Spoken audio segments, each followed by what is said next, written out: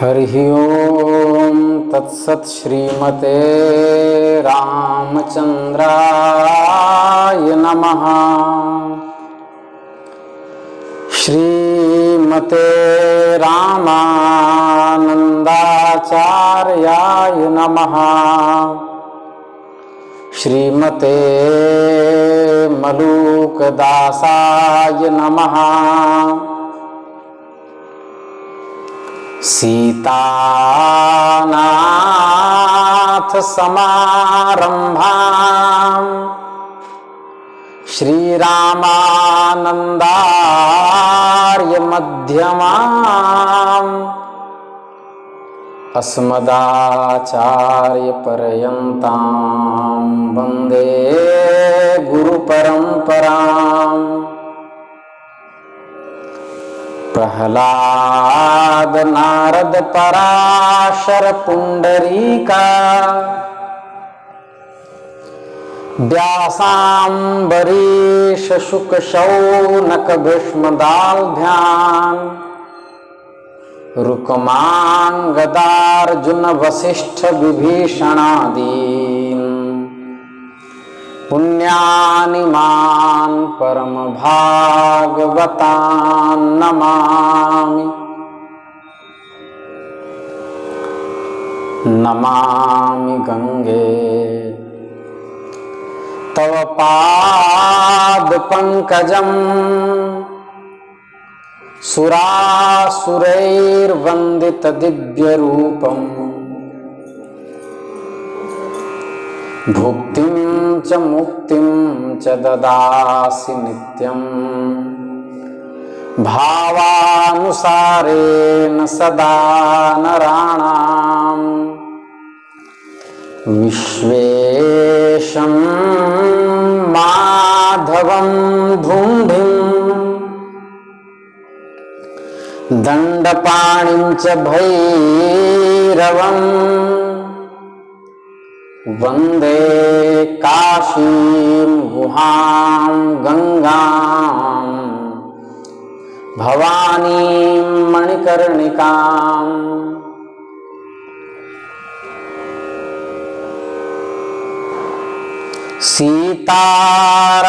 सीताराम सीताराम सीताराम जय सीताराम सीताराम सीताराम सीताराम जय सीताराम सीताराम सीताराम सीताराम जय सीताराम सीताराम सीताराम सीताराम जय सीताराम सीताराम सीताराम सीताराम जय सीताराम। जय रघुनंदन जय सिया राम जानकी वल्लभ सीताराम। कमला विमला मिथिला धाम अवध सरयू सीताराम सीताराम सीताराम सीताराम जय सीताराम। श्री वृंदावन बिहारी लाल की जय। नमः पार्वती पतये हरा हर महादेव।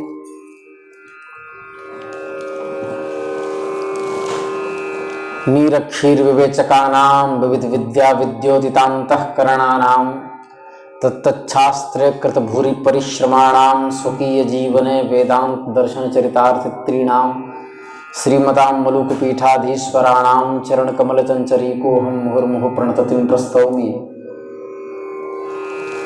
अनंत कोटि ब्रह्मांड नायक सर्वैश्वर्य परात्पर परम ब्रह्म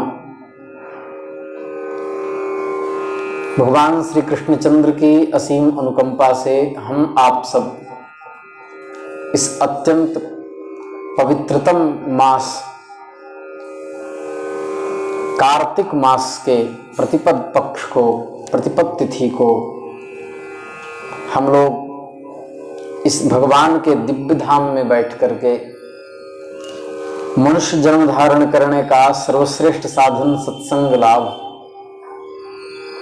गौरांग महाप्रभु के चरित्र के माध्यम से 9.5 महीने से प्राप्त कर रहे हैं।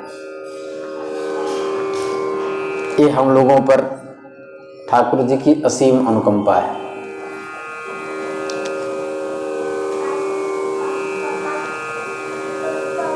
इसके बाद काशी के अत्यंत उत्कृष्ट यति हम लोगों के आचार्य जगत गुरु श्री रामानंदाचार्य जी के चरित्र को हम लोग सुनेंगे। आइए जगन्नाथपुरी की ओर चलते हैं। तो महाप्रभु गौरांग माता से आज्ञा मांग रहे हैं, कह रहे हैं मां मैं तुम्हारी आज्ञा का उल्लंघन नहीं कर सकता, तुम जैसा कहोगी वैसा ही करूंगा, किंतु तुम ही बताओ कि क्या सन्यासियों के लिए अधिक समय तक स्वजनों के बीच रहना ठीक है?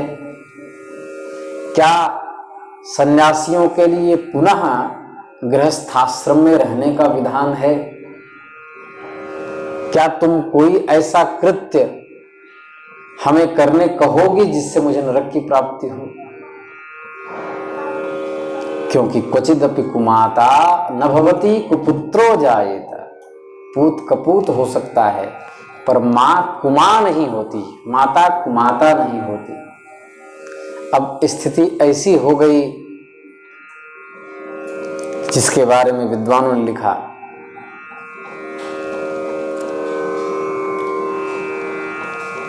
माया हित्यपमंगलम ब्रज सखे स्नेहेन हीनं वचस तिष्ठेति प्रभुता यथा रुचि करुष्वैषा उदासीनता नो जीवामि विना त्वयेति वचनम् संभाव्यते वा न वा तन्मां शिक्षय नाथ यत् समुचितं वक्तुं त्वयि प्रस्थिते। ये उसी तरह हो गया कि अपने प्राण प्यारे को प्रदेश जाते समय देखकर उसके वियोग से उत्पन्न हुई वेदना को व्यक्त करती हुई नायिका अपने नायक से कह रही है। प्रीतम पूछते हैं अच्छा मैं जाऊं? तो मैं जाता हूं।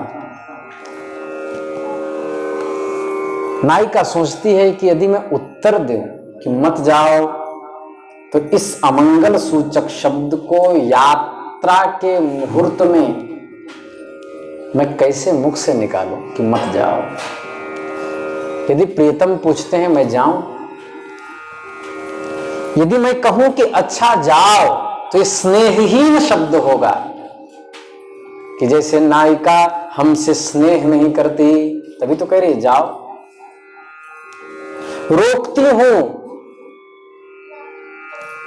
तो अमंगल वाचक, कहते हैं जाते समय किसी को टोकना नहीं चाहिए। रोकती हूं तो ये अमंगल होता है, जाने कहती हूं तो स्नेहहीन शब्द होता है। यदि कहूं रुक जाओ तो इसमें प्रभुता प्रदर्शित होती है कि जैसे मैं आज्ञा तो नहीं दे रही, रुक जाओ ये तो स्वामी वाक्य हो गया। मैं तो दासी हूं, मैं तो अपने पति की दासी हूं, रुक जाओ भी नहीं कह सकती। ऐसी विष्णु प्रिया की स्थिति है। और यह कह दूं कि जैसी आपकी इच्छा वैसा ही करें, तो इससे उदासीनता प्रकट होती है कि लगता है विष्णु प्रिया को हमसे कोई लेना देना नहीं है, रहूं तो ठीक ना रहूं तो ठीक, ये उदासीनता प्रकट होती है। यदि कहूं कि मैं तुम्हारे बिना जीवित न रह सकूंगी, तो पता नहीं इस बात पर उनको विश्वास होगा कि नहीं होगा।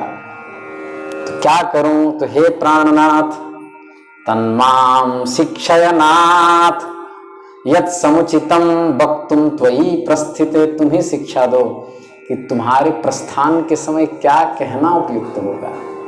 मुझे तुमसे क्या कहना चाहिए?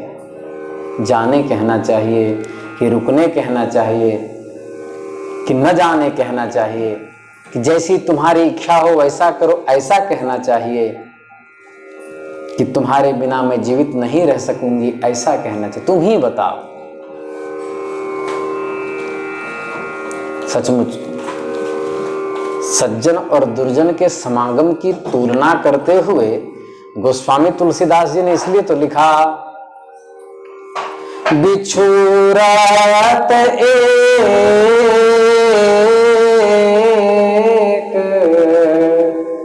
प्राण हर लेहि, और दुष्ट जब मिलत एक दारुण दुख देहि, वंदौ संत असज्जन चरना। क्या करूं, कुछ समझ में नहीं आता। सचमुच अपने प्रियजनों के विछोह के समय तो सहृदय पुरुषों के अंतःकरण में मृत्यु तुल्य कष्ट की प्राप्ति होती है। जिसके साथ इतने दिनों तक हास परिहास भोजन पान आदि किया, जो निरंतर अपने सहवास साथ के सुख का आनंद पहुंचाता रहा, वही अपना प्यारा प्रियतम आज सहसा हमसे न जाने कब तक के लिए पृथक हो रहा है। इस बात के स्मरण मात्र से सुहृदजनों के अंतःकरण में बिजली सी कौंधने लगती है।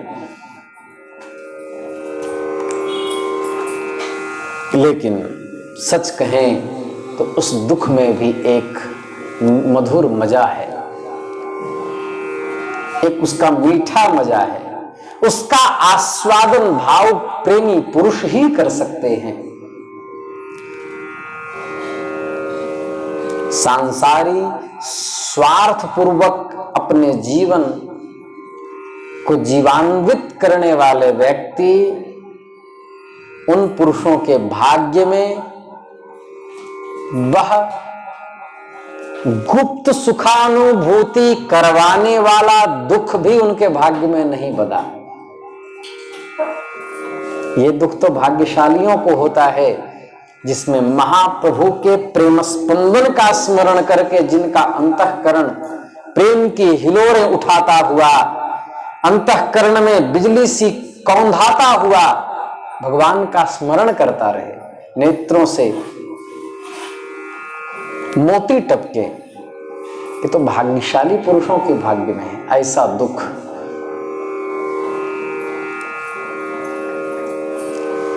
विष्णु प्रिया के भाग्य की समता भगवती लक्ष्मी भी नहीं कर सकती।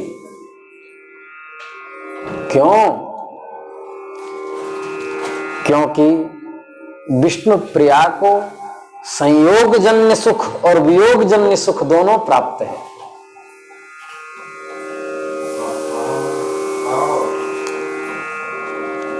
दस दिनों तक भक्तों के चित्त को आनंदित कराते रहने के अनंतर आज प्रभु गौरांग शांतिपुर को परित्याग करके पुरी पथ के पथिक बन जाएंगे। इस बात के स्मरण मात्र से सभी परिजन और पुरजनों के हृदय में प्रभु के वियोग जन्य दुख की पीड़ा सी होने लगी। सभी के चेहरे पर विषन्नता सी छाई हुई थी। प्रभु ने कुछ अन्य मनस्क भाव से अपने ओढ़ने का रंगा वस्त्र उठाया, लंगोटी की टुकड़ी कमर में कस ली, छोटी सी साफी सिर में लपेट लिया, एक हाथ में वह ब्रह्मदंड ले लिया, संन्यास दंड ले लिया, दूसरे में कमंडल लेकर प्रभु बैठक से बाहर हुए। प्रभु को यात्री के वेश में उपस्थित देख करके शांतिपुर के निवासी और नवद्वीप वासी सची माता विष्णुप्रिया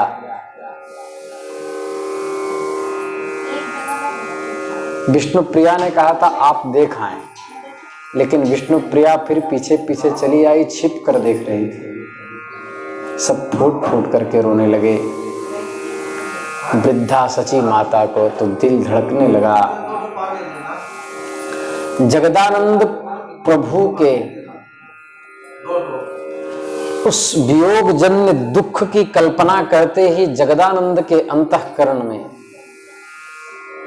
दुख का पारावार न रहा। जगदानंद ने प्रभु के हाथ से दंड ले लिया, दामोदर पंडित ने कमंडल ले लिया।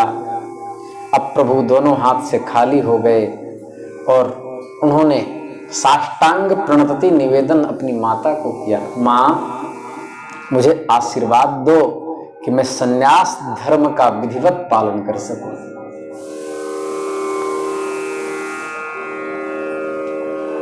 बेटा तुम्हारा पथ मंगलमय हो, वायु तुम्हारे अनुकूल रहे,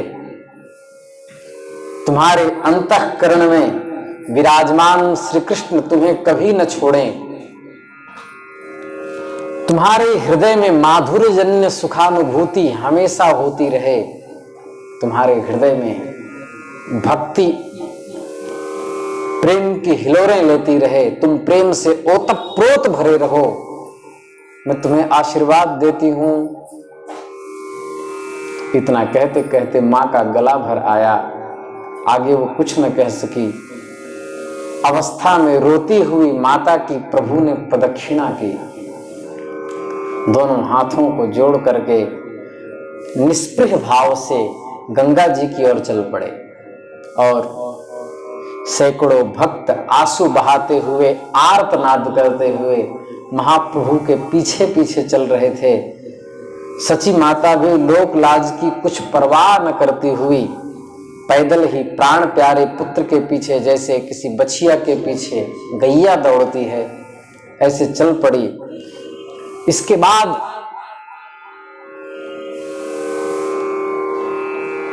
मानो ऐसा प्रतीत हो रहा था कि जैसे बछिया के पीछे रंभाती हुई गौ बछिया को पुकारते हुए दौड़ती है, ऐसे महाप्रभु को पुकारते हुए सची माता दौड़ रही है। उस प्रकार शरीर की सुधि भुलाकर सची माता प्रभु के पीछे क्रंदन करती हुई भक्तों के आगे आगे चल रही थी। उनके करुण क्रंदन से सबका कलेजा फटने लगा। उनके सफेद बाल बिखरे हुए थे, नेत्रों पर अश्रुओं की लड़ी थी। वे पछाड़ खाती हुई प्रभु के पीछे पीछे चल रही थी। बूढ़े अद्वैताचार्य भी जोरों की भांति बच्चों की तरह किलकिला के रो रहे थे। रुदन को सुनकर प्रभु अधीर उठे और अधीर होकर के चलते चलते ठहर गए।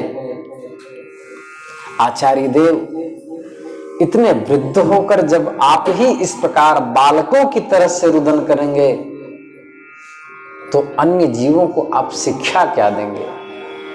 आप उन्हें कहेंगे क्या? फिर भक्तों को कौन धैर्य बंधावेगा? हम संपूर्ण नवद्वीप और शांतिपुर वासियों को आपके नेतृत्व में सौंपता हूं। आप उनके अंतःकरण के सुप्त जो भक्ति है उसमें बीजारोपण करें, जीवित करें, पोषित करें उनके भक्ति को। ये आपकी जिम्मेदारी है। आपका मुझ पर सदा पुत्र की भांति जैसे पुत्र पर पिता का स्नेह रहता है, वैसे ही आपका स्नेह रहे। यह मैं जानता हूं कि मेरे वियोग से आपको अपार दुखानुभूति हुई है, किंतु आप तो सर्वसमर्थ हैं। आपके साहस के सामने मैं क्या कर सकता हूं? आपने इतने बड़े बड़े दिव्य शिष्य तैयार किए, मेरे जो बड़े अग्रज थे विश्वरूप, आपने उनके भी वियोग को सहा। आप तो सर्वांतरयामी हैं। हे आचार्य देव, आपको पता है कि जीव का जन्म क्यों होता है? दुर्लभो मानुषो देहो देही नाम क्षणभंगुरः तत्रापि दुर्लभं मन्ये वैकुंठ प्रिय दर्शनम। ये मनुष्य शरीर दुर्लभ है आचार्य देव। बड़ा भाग मानुष तन पावा, सुरनर दुर्लभ ग्रंथ ही गावा। बड़ा भाग पाइब सत्संगा, बिनु ही प्रयास होत भव भंगा। मनुष्य शरीर अत्यंत दुर्लभ है, उसमें भी वैकुंठ प्रिय दुर्लभम, जिसको वैकुंठ प्रिय है अर्थात संत, संतों की संगति और भी दुर्लभ है। तत्रापि दुर्लभम मन्ये वैकुंठ प्रिय दर्शनम। पहला तो मनुष्य शरीर, उसमें भी अत्यंत क्षणभंगुर, पता नहीं कौन सा शरीर कब किस कारण से कहां नष्ट हो जाए, और उसमें भी संतों की संगति अत्यंत दुर्लभ है। और आप महापुरुषों की संगति में हम इतने पले बढ़े, तो आप हमें शिक्षा देंगे कि किस तरह सन्यासी को रहना चाहिए। इसलिए आपको दुखी होना नहीं चाहिए। लेकिन ये बताओ कि जिसका महाप्रभु की तरह जिनके शिष्य हों, ऐसे गुरु का त्याग यदि महाप्रभु करें, ऐसे शिष्य करें, तो गुरु के नेत्रों में तो आंसू, उर्दू भाषा में कहे तो लाजमी है। इसलिए तो श्रीमद् भागवत के प्रथम स्कंद में जब मां के गर्भ में 12 वर्ष रहे महात्मा सुखदेव, जब गर्भ से बाहर निकले, तो यम प्रव्रजंत मनुपेतमपेत कृत्यम द्वैपायनो विरह कातर आजुहाव पुत्रेति तन्मयतया तरवो भिनेदुस तम सर्वभूत हृदयम मुनिमानतोस्मि। जब वेद व्यास जी अपने पुत्र को ही प्रणाम कर रहे हैं श्लोक में, और कह रहे हैं यम प्रव्रजंतम सन्यस्य गच्छन्तम, जो सर्वम परित्यज्य गच्छन्तम वनम प्रति, अर्थात सब कुछ छोड़ करके, जिनका अभी नालोच्छेदन संस्कार भी नहीं हुआ और मां के गर्भ से निकल करके और सीधा जंगल की ओर दौड़ रहे हैं, अभी जेर भी नहीं छूटा, अभी शरीर में गर्भ के जेर लगे हुए हैं। अनुपेत कृत्यम कृत शून्यम, जब नालोच्छेदन संस्कार भी नहीं हुआ तो यज्ञोपवीत का चिन्ह कहां से होगा? कृत शून्यम, संपूर्ण कृत्यों से शून्य है। द्वैपायनो विरह कातर आजुहावा, महर्षि व्यास विरह में दुखी होकर आजुहावा पुकारा, हे पुत्र, हे पुत्र, इस पिता को छोड़कर कहां जा रहे हो? वापस चले आओ। पुत्रेति तन्मयतया। सुखदेव जी महाराज परमहंस थे, तो अन्य वृक्षों में व्याप्त होकर के वृक्ष के रूप में उन्होंने उत्तर दिया, तन्मयतया तरवो वृक्षा तरवो भिनेदुः। वृक्ष सब तरवः अभिनेदुः उत्तरम ददुः। पिता को उत्तर दिया। क्या उत्तर दिया? भो वेद व्यासः भवान ज्ञानिनाम शिरोमणि भगवतः कलावतारश्च अस्माकं तो पुत्र रूपेण फल रूपेण बहवः पुत्राः जायन्ते नश्यन्ति च तत्तु वयं न शोचामः नैतत्त्वयि उपयुज्यते। माधवी सेवा टीकाकार कह रहे हैं कि हे वेदव्यास जी, आप भगवान के कला अवतार हैं, ज्ञानियों में शिरोमणि हैं, आपके ज्ञान का कोई पारावार नहीं। आपने ऋग यजुर अथर्व और साम 4 भागों में वेदों को विभाजित किया। आपने 108 उपनिषद लिखे, ब्रह्मसूत्र लिखे, आपने महाभारत ग्रंथ की रचना की, आपने 18 पुराण लिखे, उप पुराण उप पुराण आदि करके 108 पुराण हैं। तो आप बताएं कि आप ज्ञानियों में शिरोमणि हैं, हम लोग वृक्ष हैं, और हमारे तो पुत्र रूप में कितने फल प्रतिदिन उत्पन्न होते हैं और प्रतिदिन नष्ट हो जाते हैं, हम लोग कभी सोचते नहीं। और आपका एक ही पुत्र तो गया, आप कैसे ज्ञानी हैं कि आप इस तरह बच्चों की भांति बिलबिला करके रो रहे हैं? आप सौभाग्यशाली हो कि आपको ऐसे पुत्र की प्राप्ति हुई है जिसके चित्त में स्त्री पुरुष का भेद नहीं, जिसके चित्त में जड़ चैतन्य का भेद नहीं, जो चारों तरफ संपूर्ण जगत को ब्रह्ममय देखता है। लेकिन यह बताइए कि इस तरह का जिसका पुत्र हो, उसका वियोग कोई पिता कैसे सहन कर पाएगा?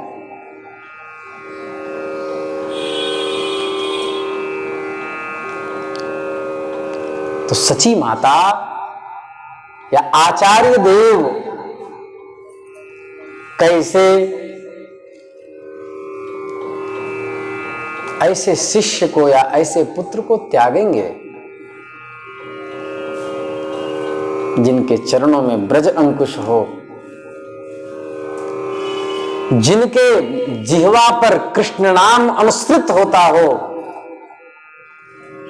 जो कीर्तन में उद्दाम और ललित गति से हस्तपाद विन्यास करते हो, जिनके नेत्रों में अविरल अश्रुधार बहती हो, ऐसे महापुरुष को कौन त्यागना चाहेगा?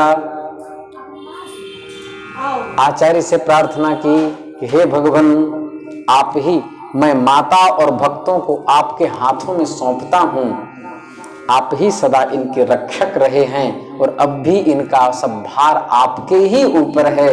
यह करुणा पूर्ण दृश्य अब और अधिक मुझसे देखा नहीं जाता। अब आप इन सभी भक्तों के सहित अपने गंतव्य को लौट जाएं। महाप्रभु ने वापस लौटाया। आचार्य ने प्रभु की आज्ञा का पालन किया, वे वहीं ठहर गए। उन्होंने भूमि में लौटकर प्रभु को प्रणाम किया। प्रभु ने उनकी चरण धूलि अपने मस्तक पर चढ़ाई, माता के चरणों की वंदना की और उन सब को पृथ्वी पर पड़ा छोड़ करके जल्दी से झटपट आगे बढ़ने लगे। नित्यानंद, दामोदर, जगदानंद, मुकुंद दत्त सभी लोगों से विदा होकर इन चारों को साथ में रखा। ये पीछे पीछे दौड़ने लगे।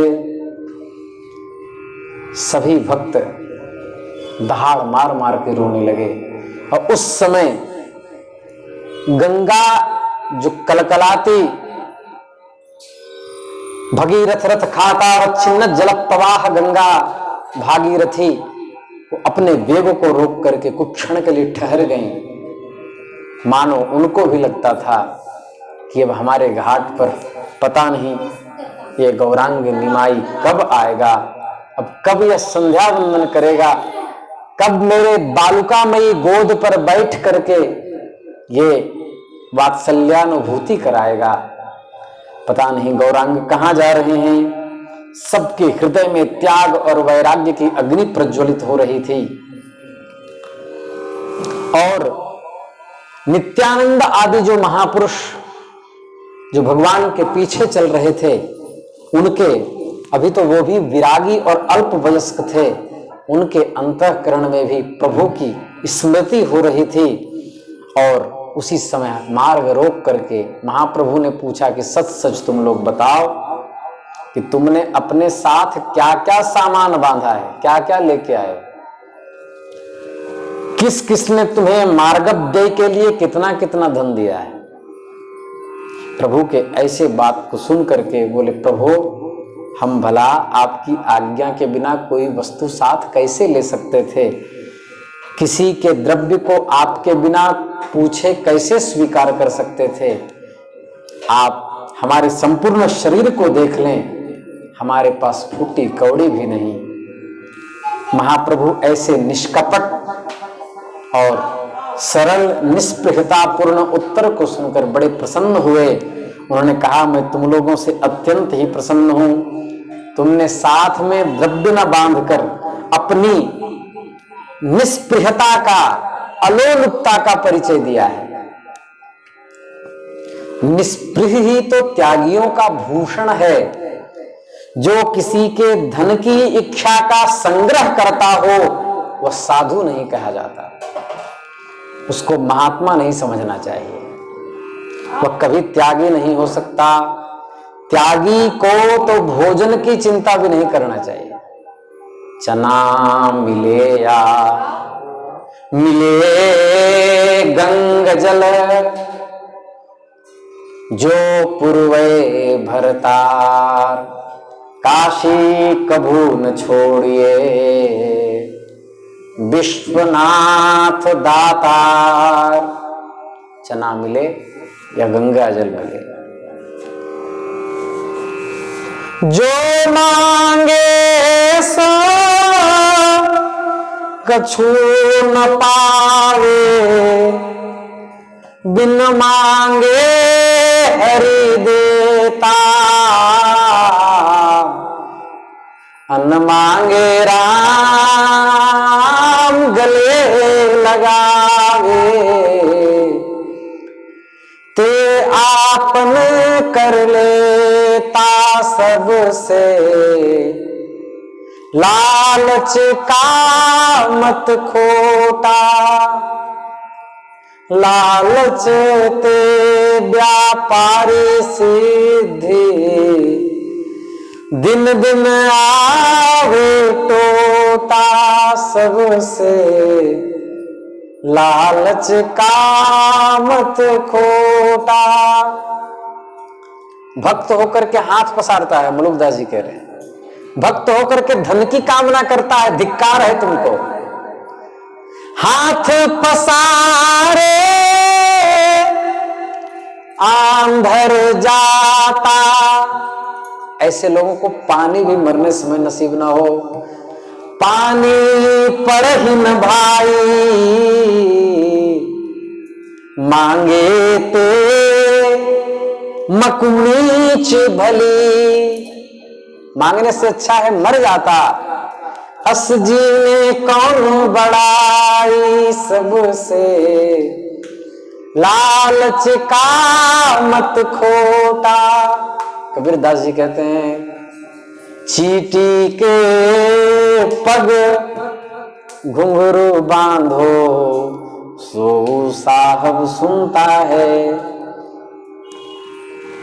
अरे चीटी के पांव में भी घुंघरू बांध दो तो भी उसको परमात्मा सुनता है। तो क्या तुम्हारे अंतःकरण की ध्वनि उस तक नहीं पहुंचेगी? इसलिए परमात्मा शरणागत को, भगवान के भक्त को धन लोलुप नहीं होना चाहिए।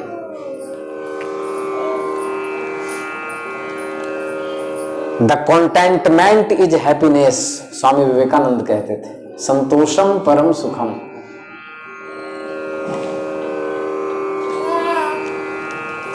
प्रारब्ध पहले रचा, पीछे रचा शरीर, तुलसी चिंता क्यों करे, भजले श्री रघुवीर। भक्तमाल में कई प्रकरण आया है। महापुरुषों का वक्तव्य है कि संपूर्ण धरती पर अकाल पड़ जाए किंतु महात्माओं के यहां भंडारा चलता रहेगा। क्यों? क्योंकि ये अन्नपूर्णा की सेवा है।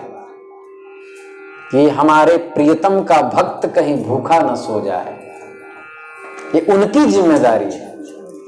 दारिद्र्य दुख भयहारिणी का तो दन्या, सर्वोपकार करनाय सदार्द्र चित्ता। भक्त जब एक एक कदम पे चलता है, उसके अदृष्ट की उत्पत्ति होती है, पुण्य की उत्पत्ति होती है।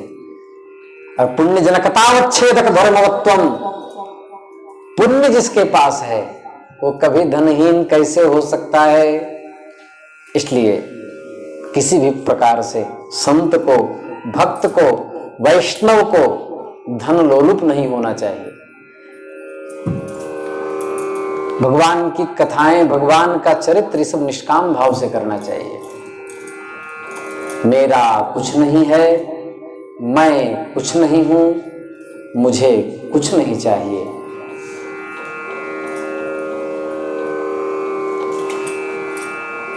चाहे जितना धनी क्यों ना हो,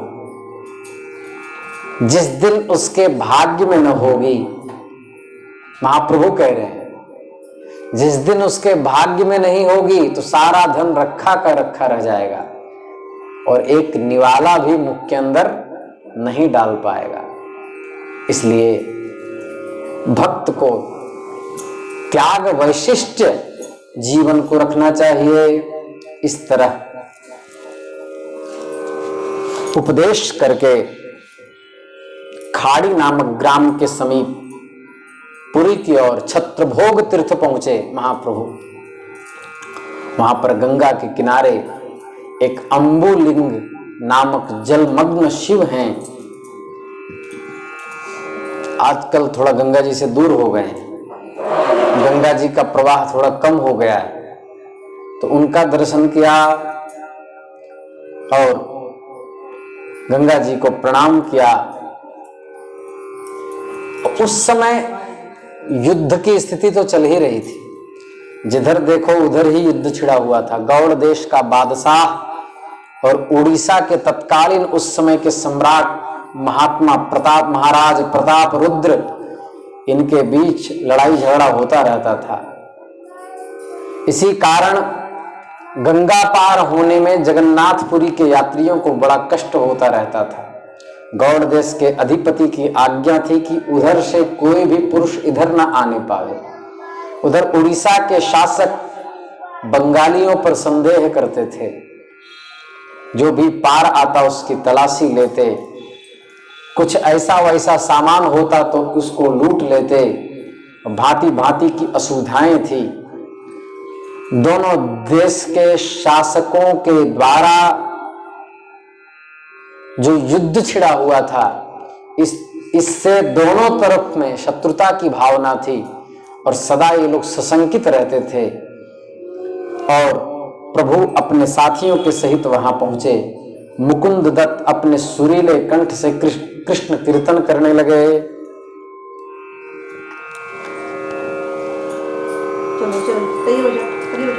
हरे राम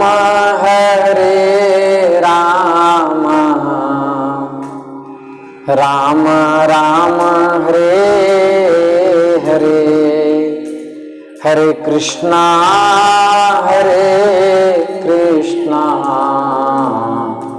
कृष्णा कृष्णा हरे हरे, हरे राम राम राम हरे हरे, हरे कृष्णा कृष्णा कृष्णा हरे हरे, हरे राम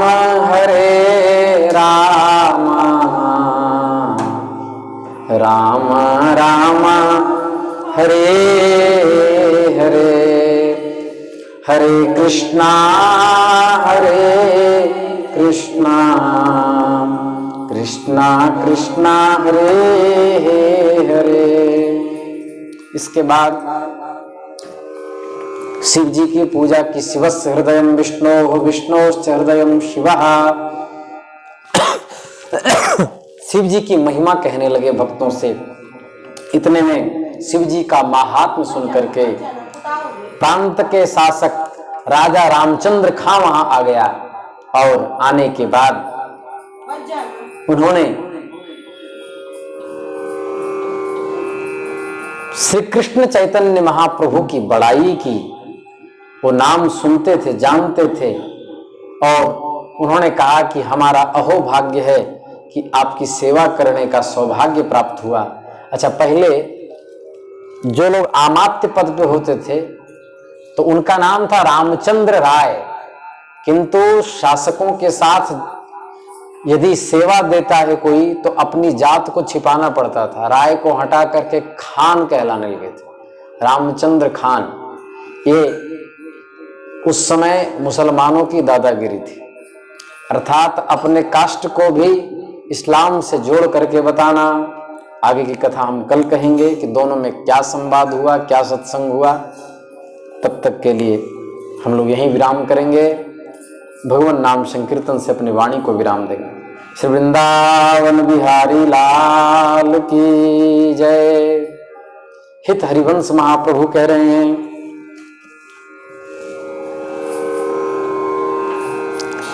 रहे को काऊ मन ही दिए, रहे को काहू मन ही दिए, मेरे प्राणनाथ श्री श्यामा, मेरे नाथ श्री श्यामा, शपथ करो तिन छिए, रहे को काबू मन ही दिए, जे अवतार कदम्ब भजत है, जे अवतार कदम्ब भजत है, धरि दृढ़ व्रत जूहिए, ते उमगी तजत मर्यादा, ते उमगी तजत मर्यादा, बन बिहार रस पिए, रहे को काबू मन ही दिए, खोए रतन फिरत जे घर घर, कौन काज इमीजे, हित हरिवंश अनत सचु नाही, हित हरिवंश अनत सच नाही, बिना रस ही लिए। हित हरिवंश कह रहे हैं कि बिना इस रस को प्राप्त किए कहीं भी सुख नहीं है।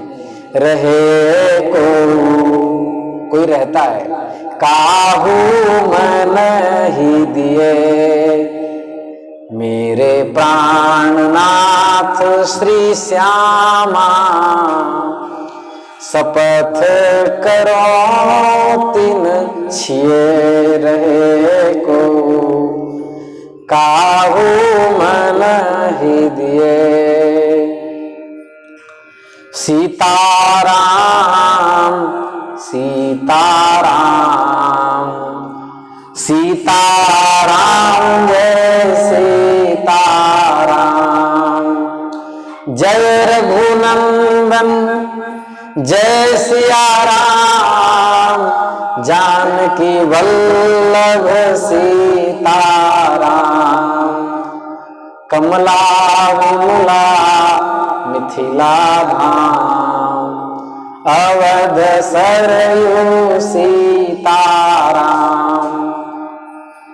श्री राम जय जय राम, रक्षा की जय हे हनुमान, जय जय श्यामा जय जय श्याम, जय जय श्री वृंदावन धाम, पावन राधे तेरो नाम, पावन श्री वृंदावन धाम।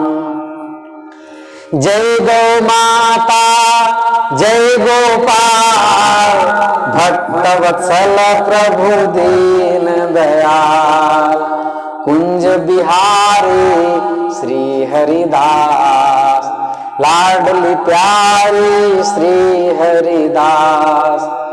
सीताराम सीताराम सीताराम जय सीताराम। सीताराम सीताराम सीताराम जय सीताराम। सीताराम सीताराम सीताराम जय सीताराम। नमः पार्वती पतये हर हर महादेव। जय जय श्री राधे श्याम, जय जय श्री सीताराम। निताय गौर हरि बोल।